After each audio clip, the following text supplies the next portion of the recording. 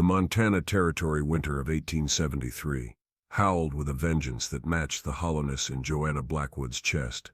Snowflakes the size of silver dollars obscured the distant mountains as the stagecoach lurched to a stop. The driver's shout barely penetrated the wool scarf wrapped around her head, but the words that followed froze her blood more effectively than the bitter cold. "Last stop, miss. Sweetwater Junction." Joanna clutched her single carpetbag tighter. 2 months of correspondence with Frederick Lambert had culminated in this moment. Her arrival to become his bride in a land she'd never seen, leaving behind an orphaned existence in Boston with nothing but hope and the promise of a new beginning. "This can't be right," she whispered, her breath forming clouds that dissipated into the gray afternoon sky. The small collection of buildings barely constituted a town. A general store, saloon, and what appeared to be a makeshift church stood like weathered sentinels against the vast white expanse of the frontier. No welcoming committee. No Frederick.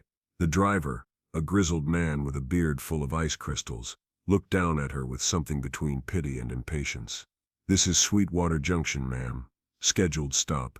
Now if you'll excuse me, I need to change these horses before the pass freezes over completely." Her gloved fingers trembled as she descended, struggling to maintain her footing in the knee-deep snow. The cold immediately penetrated her city boots, practical in Boston, woefully inadequate here. "Pardon me," she called to the driver, "but I'm to meet Frederick Lambert. His family has a cattle ranch near here. The Double L, I believe it's called." The driver's expression darkened. "Double L is 5 miles north. Big white house, can't miss it." He paused, avoiding her eyes. "But miss, if you're the mail-order bride they were expecting." "Well, word is old man Lambert changed his mind." Changed his mind. The words felt like shards of glass in her throat. "There must be some mistake. I have the letters. Frederick and I have an agreement." The driver shook his head, suddenly finding the harness adjustment fascinating. "I deliver mail too, miss. Got a letter returned to Boston 3 weeks back marked return to sender. Figured that was the end of it. A letter she never received. A rejection she'd traveled 2,000 miles to discover." "I'm sure there's been a misunderstanding," Joanna said, straightening her spine. "I'll just go to the ranch and speak with them directly." The driver's eyes widened. 5 miles in this weather. "You'd never make it before dark, and nobody survives a Montana night in the open." He gestured toward the saloon. "Best get yourself inside and figure something out. Maybe someone can take you tomorrow if the snow lets up." With that final piece of advice, he turned back to his team, effectively dismissing her and her predicament. Joanna stood motionless, the snow accumulating on her shoulders, her carpetbag growing heavier by the second. The saloon, with its raucous laughter and piano music floating through the air, was no place for a proper woman. The general store appeared closed, windows dark against the approaching dusk. With no better option, she trudged toward what she hoped was the church, praying someone might offer guidance or shelter. As she approached, however, her heart sank. The building was boarded up, a sign hanging crookedly, "Closed until spring." The stagecoach horses whinnied behind her, and by the time she turned, the vehicle was already pulling away, taking with it her last connection to civilization. Panic rose in her chest. No money for return passage. No family awaiting word of her arrival or safety. No one in the world who would miss Joanna Blackwood if she vanished into the unforgiving landscape. She stood there until the coach disappeared around a bend, leaving her truly alone for the first time in her 22 years of existence. "God help me," she whispered, a prayer carried away by the wind. With no other choice, she approached the saloon, steeling herself for the indignity of begging for help. Through the frost-covered window, she could see men playing cards, drinking, and laughing. A far cry from the respectable married life she'd journeyed west to find. Her hand had barely touched the weathered door when it burst open. 3 men stumbled out, reeking of whiskey and tobacco. "Well, what do we have here?" The tallest one slurred, blocking her path. "You the new girl Madame Rosa hired from back east." "I am nothing of the sort," Joanna replied, clutching her bag tighter. "I'm looking for assistance to reach the Double L Ranch." "I'm to marry Frederick Lambert." The men exchanged looks before erupting in laughter. "Frederick Lambert." The second man wiped tears from his eyes. "Lady, that engagement's been called off for weeks." Old man Lambert said he wasn't paying good money for a bride who brings nothing to the table. Nothing to the table, she echoed. Word is, the third man added, leaning uncomfortably close. The Lamberts expected a bride with a dowry, something to help with this season's cattle auction. When they found out you were coming with just the clothes on your back, he made a dismissive gesture. Business is business, ma'am. The humiliation burned hotter than any fire could. She'd been rejected not for any personal failing, but for her poverty, the very condition she'd hoped to escape by coming west. I need to speak with them, she insisted, her voice stronger than she felt. There's been a misunderstanding. No misunderstanding, miss. The tall one shook his head. Frederick's already courting the banker's daughter from Helena. Wedding set for spring. The world tilted beneath Joanna's feet. All her careful planning, the dreams of a home and family of her own, collapsed like a house of cards. The stagecoach doesn't come through again for 2 weeks, the second man said, something like genuine concern crossing his face. Madame Rosa might have worked for you though. Pretty thing like you. Joanna recoiled. Thank you, but I'll find another solution. She turned away, walking blindly into the worsening storm, their laughter fading behind her. Pride kept her spine straight, until she was out of sight. Then the tears came, freezing on her cheeks almost instantly. Night was falling, the temperature dropping. With each step away from town, she knew she was walking deeper into danger, but returning felt impossible. The shame of being rejected, discarded before she'd even arrived, was too great to bear. As darkness descended, the distant howl of wolves punctuated the wind's mournful cry. Joanna's steps faltered, as fear finally overcame determination. She couldn't survive the night in the open. The driver had been right about that. Through the swirling snow, she spotted a weathered structure on the outskirts of town, an abandoned barn, its door hanging askew. Shelter at least, a place to gather her thoughts and plan her next move. The door creaked as she pushed it open, revealing a space that smelled of old hay and horse. Moonlight filtered through holes in the roof, casting eerie shadows across the dirt floor. Better than freezing, she whispered to herself, finding a relatively dry corner where hay had been piled. She placed her carpetbag down, removed her soaked cloak, and spread it out to dry, though in the frigid air, it would likely freeze instead. Using the remaining daylight, she took inventory of her possessions: 3 dresses, undergarments, a hairbrush, a small Bible that had belonged to her mother, $10 sewn into the lining of her bag for emergencies, and a daguerreotype of her parents taken before their deaths. Not enough to start a new life, barely enough to survive a week. As darkness claimed the barn, Joanna burrowed into the hay, pulling it over herself for warmth. Sleep seemed impossible, with the cold seeping into her bones, but exhaustion eventually claimed her as the snow continued to fall, burying Sweetwater Junction and her dreams under a blanket of white. Miles Blackwood, a name he hardly used anymore, woke to the sound of thunder whinnying in distress. The massive black stallion rarely made noise without cause, and in the 3 years since Miles had retreated to this isolated cabin on Thunder Ridge,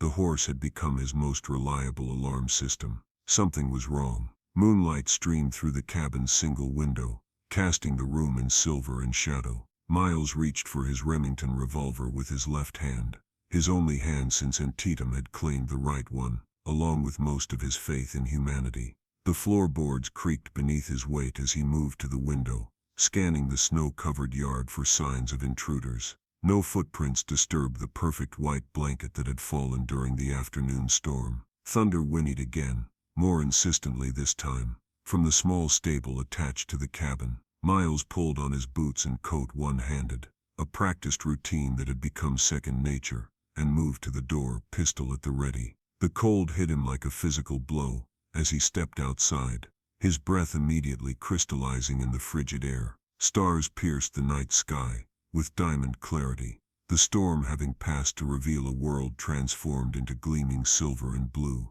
"Easy, boy," he called as he approached the stable. "What's got you all riled up?" The stallion pawed at the ground nervously, dark eyes rolling as Miles entered the small structure. Nothing seemed amiss until a slight movement in the corner caught his attention, a small mound of hay shifting almost imperceptibly. Miles cocked the hammer of his revolver, the metallic click unnaturally loud in the stillness. "Come out slow," he commanded, his voice rough from disuse. "Hands where I can see them." The hay mound stirred, then parted to reveal a woman's face, pale as the moon, framed by dark hair dusted with hay and snow crystals. Her eyes reflected terror as they fixed on his gun. "Please," she whispered, her voice trembling as much as her body. "I meant no harm. I just needed shelter from the storm." Miles kept the gun trained on her, years of war and subsequent isolation, having taught him caution above all else. "This is private property. How'd you find this place? Nobody comes up Thunder Ridge in winter." The woman slowly sat up, keeping her hands visible as hay cascaded from her shoulders. Even in the dim light, he could see she was no local. Her clothing too fine, despite being soaked through, her manner too refined. "I didn't know," she said. I was abandoned in Sweetwater Junction. The stagecoach left me there. I started walking and found this barn before the storm worsened." Her voice caught. "I'll leave at first light, I promise." Something in her story rang true.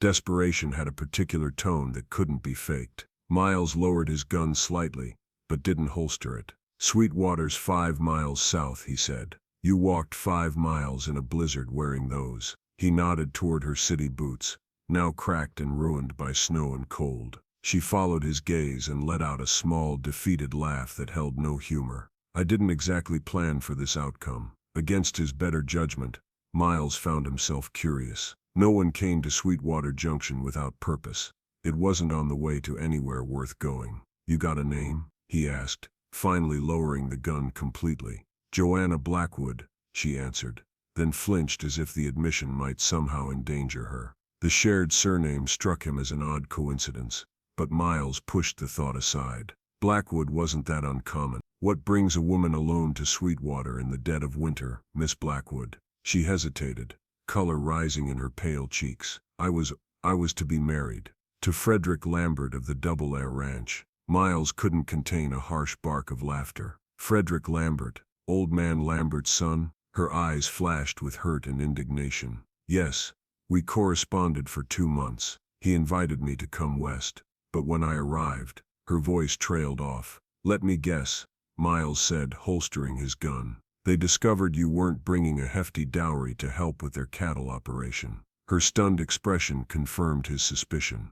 "The Lamberts have been trying to marry their son off to money since they lost half their herd in last year's freeze," Miles explained.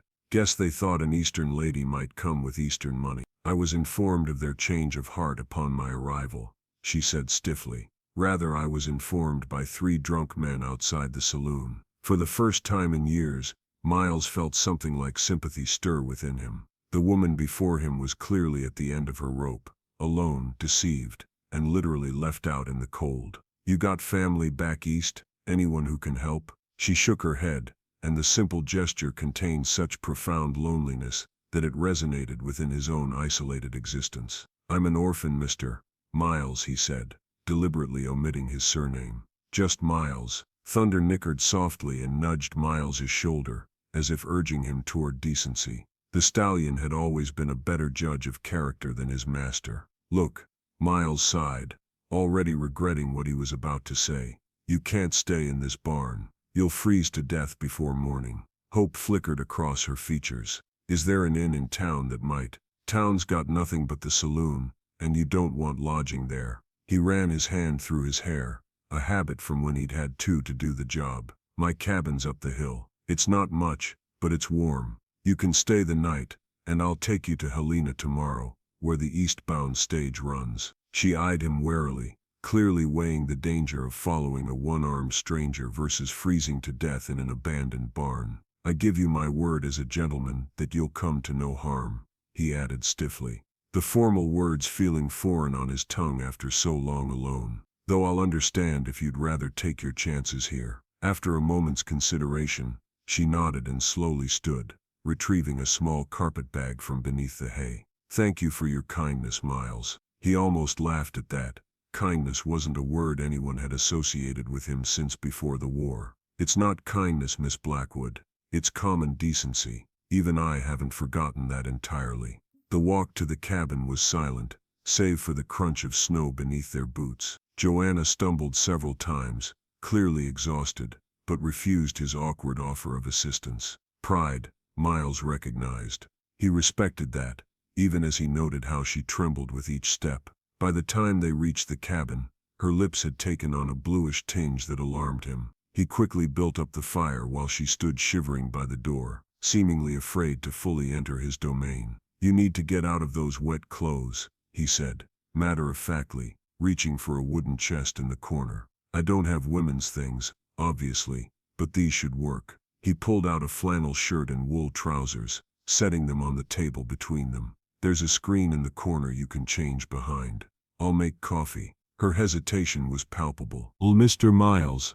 "I couldn't possibly, just Miles," he corrected. You can. You will, unless you prefer pneumonia." Something in his tone must have convinced her of his sincerity, for she took the clothes with a murmured thanks and disappeared behind the screen. Miles busied himself with the coffee pot, trying not to think about the strange turn his solitary existence had taken. When she emerged, he nearly dropped the pot. His clothes engulfed her slender frame, the shirt sleeves rolled up multiple times to free her hands, the trousers cinched tight with a piece of rope. But it was her face that caught him off guard, now clean of traveling dust and framed by dark hair that fell past her shoulders. She was beautiful in a way that made his chest ache with long-forgotten feelings. "Better?" he asked gruffly, looking away. "Much, thank you." She approached the fire cautiously, holding her hands out to the warmth. "I didn't realize how cold I'd become." Miles poured coffee into 2 tin cups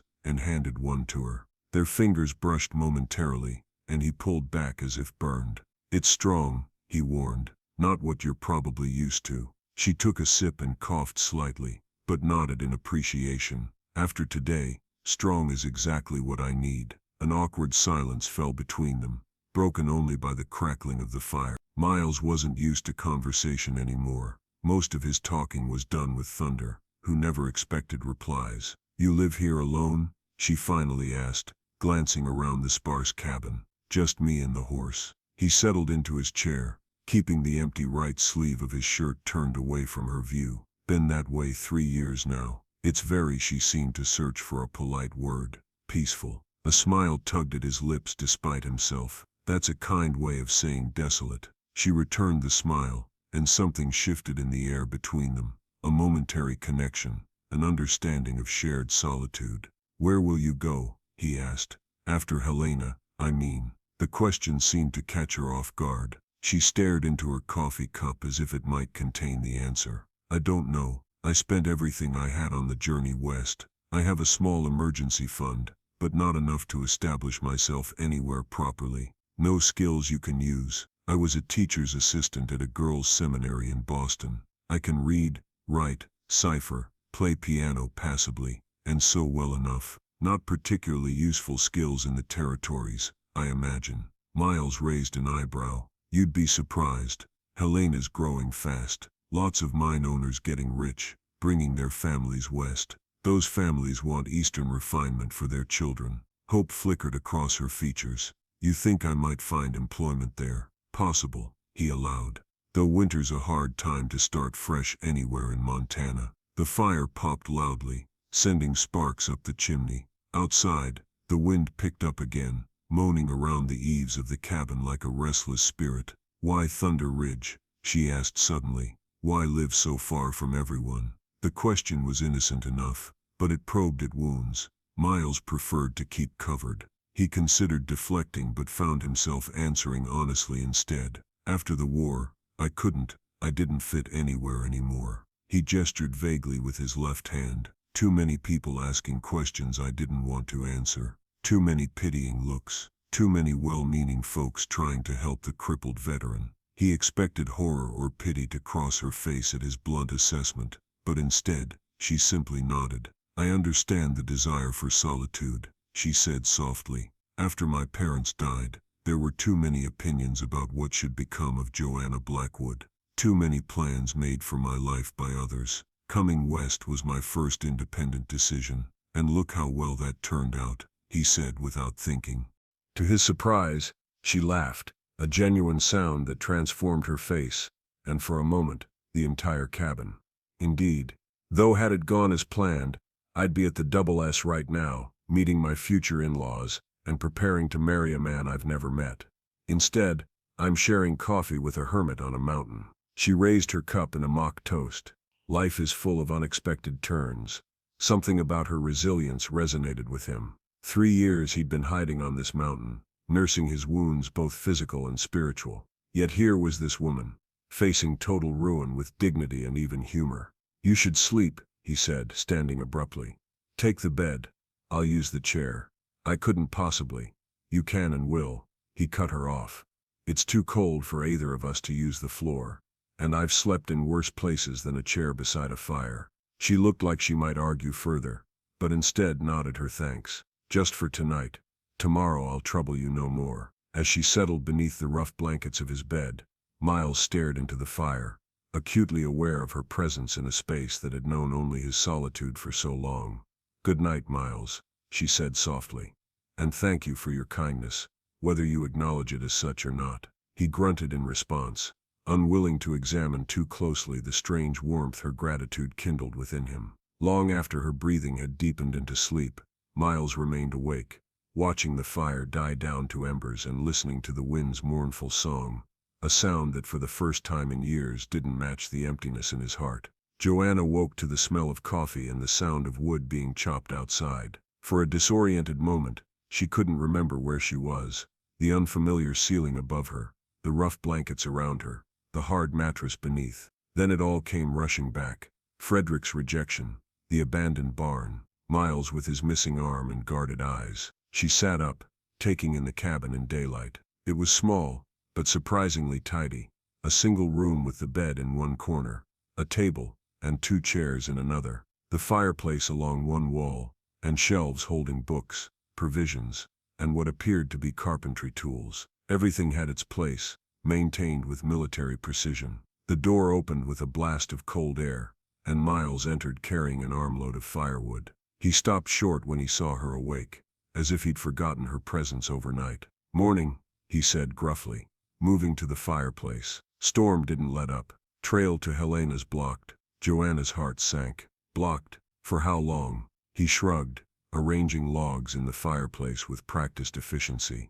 Could be days, could be weeks. Montana winters don't follow schedules. The implications settled over her like a physical weight. Days or weeks trapped in this tiny cabin with a man she barely knew. No way forward, no way back. "I see," she said, struggling to keep her voice steady. "I'm sorry to impose on your hospitality longer than expected." Miles straightened, brushing wood chips from his shirt. "It is what it is. We've got enough food. Plenty of firewood. We'll manage."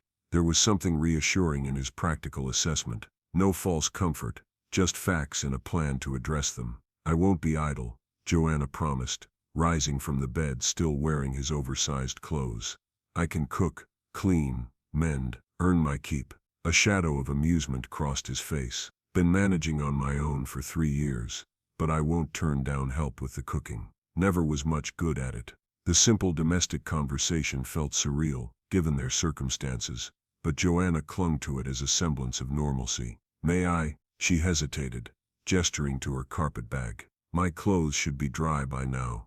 "Of course." He turned his back immediately, busying himself with the coffee pot. "I'll step outside while you change." "That's not Nick," she began, but he was already gone, the door closing firmly behind him. Alone, Joanna moved quickly, retrieving her now dry dress and undergarments. The fine wool dress, her best and most practical, showed the strain of yesterday's ordeal with wrinkles and a small tear along the hem. She changed swiftly, folding Miles' borrowed clothes neatly on the bed. When he returned, she was attempting to tame her hair, without the benefit of a mirror, twisting it into a simple knot at the nape of her neck. "Better?" he asked, nodding at her proper attire. "More myself," she acknowledged, "though your clothes were certainly warmer." "Keep them," he said, pouring coffee into 2 cups. "You'll need layers if you're staying here. Gets colder at night." The reminder of their forced cohabitation hung between them. "I should see to thunder," Miles said, clearly uncomfortable with the prolonged proximity. "Help yourself to whatever you need." Before she could respond, he was gone again, leaving Joanna alone with her thoughts and the crackling fire. With nothing else to do, she took stock of the cabin's provisions. The shelves held basic supplies: flour, coffee, sugar, dried beans, salt pork, preserves. A root cellar, accessed through a trapdoor in the floor, contained potatoes, onions, and carrots. Enough to survive, though hardly luxurious. By the time Miles returned, she had bread dough rising by the fire, and a pot of bean soup simmering. He paused in the doorway, nostrils flaring slightly at the unaccustomed domestic sense. "You didn't have to cook. I wanted to," she replied simply. "It helps me think." He nodded, and moved to the bookshelf, selecting a leather-bound volume before settling into his chair. Joanna continued her work, occasionally stealing glances at her reluctant host. In daylight, she could better assess the man who had offered shelter. Younger than she'd initially thought, perhaps 30, with dark hair that curled slightly where it touched his collar, and a beard that partially obscured a strong jawline. His missing right arm was more evident now, the empty sleeve pinned neatly at the shoulder. But it was his eyes that drew her attention, gray as the winter sky, and haunted by shadows that spoke of experiences she could only imagine. "You're staring," he said without looking up from his book. Heat flooded her cheeks. "I apologize. That was rude. If you have questions, just ask them. I've heard them all." The blunt invitation surprised her. "I wouldn't presume to pry." He closed his book, fixing her with a direct gaze. Antietam, September 1862. Cannonball took my arm and killed the 3 men next to me. I was a captain in the Union Army, 12th New York Regiment. Honorable discharge. Came west afterward, because I was tired of being either a hero or an object of pity, depending on who was looking. His tone dared her to offer either response. Instead, Joanna simply nodded. "Thank you for your service, Captain." Something like respect flickered in his eyes. "Just Miles now. Haven't been a captain in a long time." She turned her attention back to the bread dough, punching it down with perhaps more force than necessary. "My father and brother both died at Gettysburg. Father was a colonel. Thomas was only 18. The admission hung in the air between them. A shared grief, a common wound. "I'm sorry," Miles said finally. "Gettysburg was hell." "Yes." She shaped the dough into a loaf with practiced movements. "Mother followed them 6 months later. Influenza, they said, but I think it was a broken heart." "And you?" The simple question caught her off guard. "Me? What did you do after?" Joanna slipped the bread into the Dutch oven and placed it in the coals before answering. "I survived. Became a teacher's assistant. Lived in a boarding house for respectable women. Existed day to day until I realized I would wither away if something didn't change." She met his gaze steadily. "So when I saw Frederick's advertisement for a bride, I answered it." "Brave," he commented, the word falling between them like a stone in still water. "Or desperate," she countered with a small smile. "Often the same thing out here." The soup bubbled, drawing her attention. She stirred it thoughtfully, contemplating her next words. "May I ask why you came to Thunder Ridge specifically? It seems particularly isolated." Miles was quiet for so long she thought he might not answer. "I worked a silver claim near Helena for a while after the war," he finally said. "Made enough to buy this land. Needed somewhere quiet. Somewhere I could hear myself think without the noise of other people's expectations." "And have you?" she asked softly. "Heard yourself?" His laugh held no humor. "Mostly I've heard wolves, wind, and thunder complaining about the cold. But yes, sometimes I hear myself too." He stood abruptly. "I need to check the roof. Snow's heavy this year." Once again he left before she could respond, his departure marking a clear boundary in their conversation. The day passed in a strange dance of proximity and distance. They shared the small cabin, but moved around each other carefully, like planets maintaining their separate orbits. Meals provided structure: soup and bread for midday, salt pork and beans for supper, eaten mostly in silence, punctuated by brief practical exchanges. As darkness fell, the wind rose again, howling around the cabin with renewed ferocity. Miles added wood to the fire, building it higher than the night before. "Going to be colder tonight," he explained. "Storms getting worse." The prospect of another night in such close quarters hung between them, awkward and unaddressed. "I can sleep in the chair," Joanna offered. "It's only fair you have your bed back." "No," he said firmly. You take the bed. I insist. So do I. His tone brooked no argument. Joanna sighed, recognizing the futility of pursuing the point. At least take some of the blankets. I have your clothes for extra warmth. He nodded reluctantly. Fine. As they prepared for sleep, Joanna became acutely aware of the intimacy forced upon them by circumstances. She and his clothes again worn over her camise for propriety. He carefully maintaining his distance, while they shared the same small space. Good night, Miles, she said softly as she slipped beneath the blankets. Good night, Miss Blackwood. Joanna, she corrected. If we're to be snowbound together, you might as well use my given name. A pause then. Good night, Joanna. Her name and his voice sent an unexpected warmth through her chest, a feeling she quickly attributed to the fire, and nothing more. Sleep proved elusive as the storm raged outside. Joanna lay awake, listening to Miles breathing across the room, wondering what twist of fate had led her to this strange situation. Yesterday, she had expected to meet her future husband. Tonight she was sharing a remote cabin with a one-armed veteran, who barely tolerated her presence. Life's unexpected turns, indeed. Days passed blending together in a rhythm dictated by necessity rather than choice. The storm showed no signs of abating. In fact, it worsened, bringing temperatures so low that venturing outside became dangerous for more than brief, essential trips to care for thunder or gather firewood. Forced proximity gradually gave way to a tentative companionship. Miles remained guarded, but the sharp edges of his solitude seemed to soften incrementally with each passing day. Joanna found herself adapting to the sparse conditions with surprising ease, her practical nature asserting itself as she took on domestic tasks with quiet efficiency. You're good at this, Miles commented on the fourth day as she mended a tear in one of his shirts. Making do. She glanced up from her stitches, a small smile playing at her lips. Necessity is an excellent teacher. Still, not every city woman could adjust to. He gestured vaguely around the cabin. All this, perhaps I wasn't meant to be a city woman after all. The words surprised her as they left her mouth, carrying more truth than she'd intended to reveal. Miles studied her with those penetrating gray eyes. What were you meant to be then? Joanna considered the question seriously. I don't know. That's why I came west, I think.